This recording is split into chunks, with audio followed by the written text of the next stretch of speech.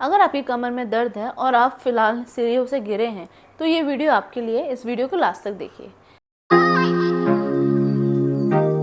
मेरा नाम है डॉक्टर सुरभि और मैं स्पोर्ट्स मेडिसिन डॉक्टर हूँ और इस वीडियो में हम बात करेंगे क्या गिरने के बाद अगर कमर में दर्द हो तो हमें एमआरआई कराना चाहिए, क्या हमें ब्रेस पहनने की ज़रूरत है एंड कौन कौन सी एक्सरसाइजेज हम कर सकते हैं to get relief from your pen.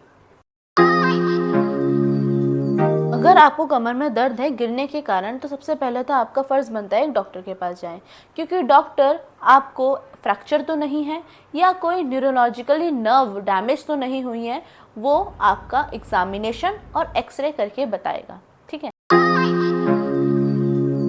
History जैसे कि पैरों में जाता हुआ कमर का दर्द, झंझनाहट, सुन्नपन का महसूस होना और पेशाब या लैट्रिन करने में तकलीफ होना, ये इंडिकेट करता है कि आपको कोई न्यूरोलॉजिकली कंपोनेंट इन्वॉल्व है आफ्टर योर इंजरी, जो फ्रैक्चर के कारण भी हो सकता है और डिस्क बल्ज के कारण भी हो सकता है।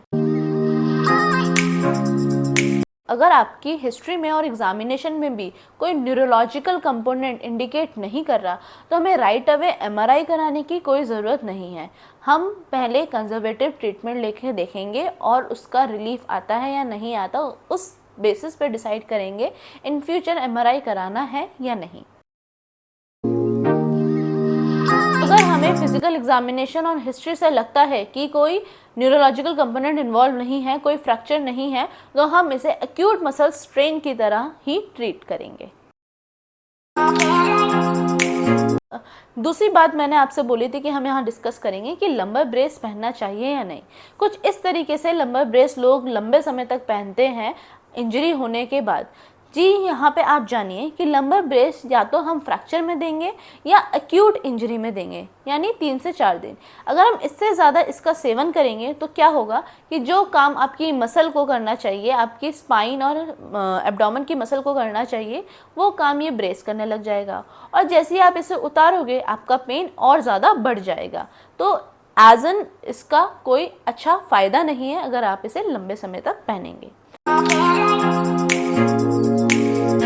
Now the third thing is that, जो मैंने बात करी थी, हम इसमें बात करेंगे कैसे इस दर्द से छुटकारा पाएँ।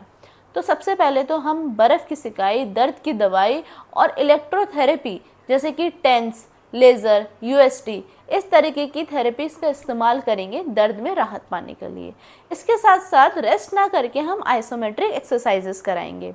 ये तो रिसर्च में भी देखा गया है कि 2 से 3 दिन से ज़्यादा अगर हम रेस्ट करेंगे तो कमर का दर्द और ज़्यादा बढ़ जाएगा। तो बेटर रहता है ऑप्टिमम लोडिंग कराना। तो कमर के दर्द में थोड़ा रिलीफ आ जाए कि आप लाइट एक्सरसाइजेस कर सकें, तो उसके साथ साथ हम आपको ये आइसोमेट्रिक एक्सरसाइजेस स्टार्ट कराएंगे which include SLR, knee to chest, cobra pose, hamstring stretch, child pose, glute bridge and deep breathing. तो ये एक्सरसाइज स्टेप बाय स्टेप कैसे करनी है अगर आपको देखनी है तो मेरी नेक्स्ट वीडियो देखना ना भूलें। तो एक बार अगर आपके पेन में कंट्रोल आ जाएगा, आपका डॉक्टर फर्दर एग्जामिनेशन की फाइंडिंग को ध्यान में रखते हुए आपका आगे का रिहैब प्लान डिज़ाइन करेगा।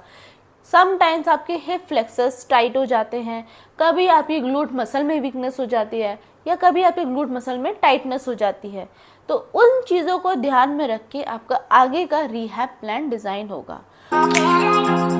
हाँ, मेरे दोस्त लोग एक गलती करते हैं कि थोड़ा ही दर्द में आराम आता है, वो वापस अपनी डे टू डे एक्टिविटी में चले जाते हैं, पर वो ये भूल जाते हैं कि उनकी मसल अभी इंजरी से सफ़र करी है और अभी उसमें इतनी ताकत नहीं है कि वो डे टू डे जैसी एक्टिविटी में इन्वॉल्व हो सके अपनी पूरी तरीके से।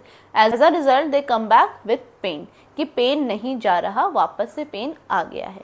तो इसी चीज़ के लिए इम्पॉर्टेंट है कि आपको ये ध्यान में रखें कि ये जो एक्सरसाइज मैंने बताई है ये सिर्फ फेज़ 1 ऑफ द ट्रीटमेंट है, जिसमें हम सिर्फ इनिशियल पेन कंट्रोल करेंगे।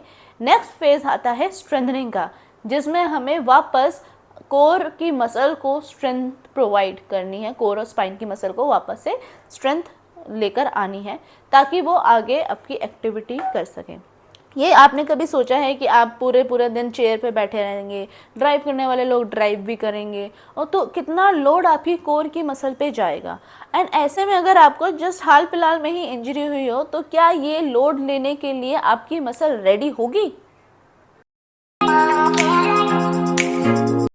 वंस अगेन, अगर आपको स्टेप बाय स्टेप देखना है कि ये सारी एक्सरसाइज कैसे करनी है तो नेक्स्ट वीडियो देखिए। And thank you for watching my video. Don't forget to like this and follow for more, and मेरा चैनल सब्सक्राइब करना ना भूलें। Thank you.